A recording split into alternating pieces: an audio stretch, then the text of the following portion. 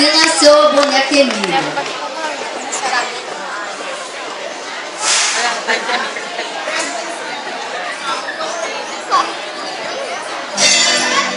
De uma caixa de costura, pano, linha e agulha, nasceu uma menina valente, Emília, a boneca gente.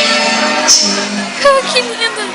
Nos primeiros momentos de vida, era toda desengonçada.